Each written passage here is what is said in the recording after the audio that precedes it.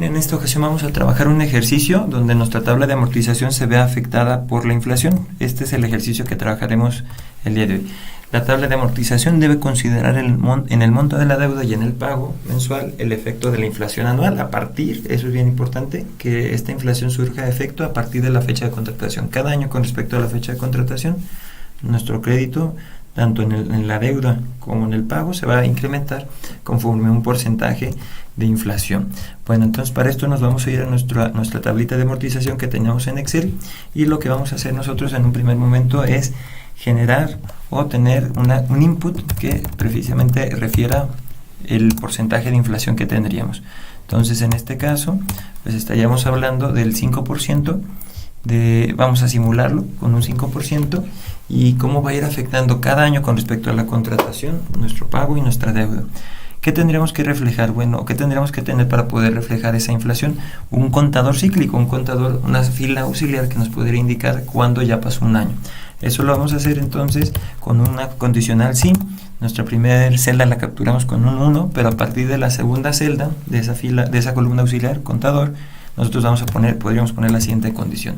Si el valor anterior sigue siendo menor a 12, entonces síguelo incrementando en más una unidad. Pero si ya fuera 12, es decir, si no se cumple la prueba lógica, entonces reinícialo a 1. Nosotros vemos entonces en ese caso que nuestro contador cíclico funciona porque al llegar al 12 se vuelve a reiniciar a 1. Entonces vamos asegurándonos nada más de nombrar Control Shift F3. Vamos asegurándonos de nombrar toda esta columna con Control Shift F3. Lo que es la fila superior asignaría su nombre a todo el resto de datos o de celdas que están en esa misma columna. Lo mismo hay que asegurarnos que inflación también esté nombrada. Control Shift F3, en este caso no es la fila superior sino la fila izquierda la que asigna el nombre.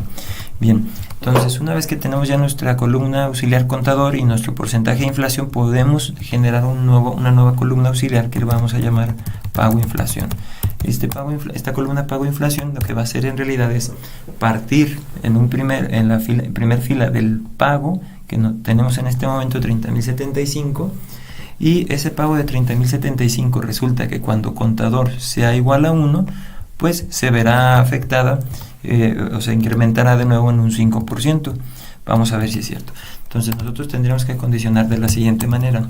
Si el contador en esta fila en la que estoy trabajando, a partir de la fila 2, no estoy considerando la fila 1, si a partir de la fila 2 contador igual a 1, entonces el pago anterior, ya pasó un año, debería incrementarse el 5%.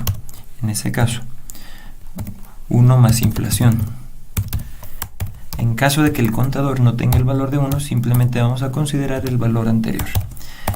¿Qué resultado tendríamos? Vamos a correrlo y vemos que a partir de que ya estamos en el periodo 13, ya pasó un año con respecto a la contratación, nuestro contador se reinicia, y por lo mismo entonces el pago de inflación equivale a 31.579 y creció un 5% con respecto al año pasado. Vamos nombrando esa columna, Control Shift F3, vamos nombrándola y vamos sustituyendo entonces en nuestra función pago, ya no vamos a capturar el pago sino el pago inflación.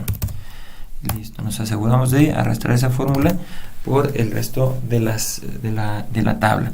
Vamos graficándolo, ahorita aprovechando que tenemos seleccionados los 60 pagos, para graficarlo basta con presionar la tecla F11, nos aparece esta gráfica donde efectivamente vemos ya cómo el primer año se mantiene un pago similar a los 27.000, luego crece, luego viene un año sabático, y luego vemos unos escaloncitos que van creciendo un 5% con respecto al año anterior. Sin embargo, aquí solo estamos afectando el pago y nuestro ejercicio de inflación afecta tanto la deuda como el pago.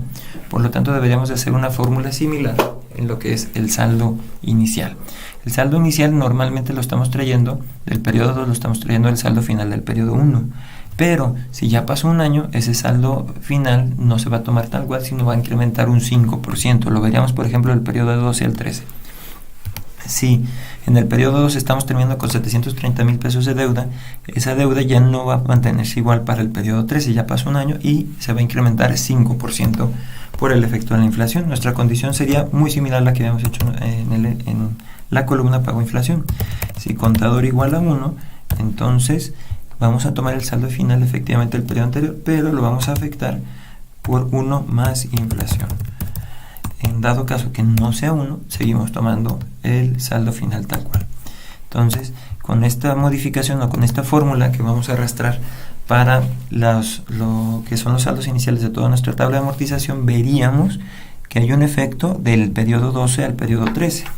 En el periodo 12, nuestro saldo final es de 695.794 y cuando avanzo al periodo 13 crece un 5% el valor de la deuda. Bien, esto sería todo por este ejercicio y más adelante tendremos otros ejercicios sobre bloqueo de libros y de celdas.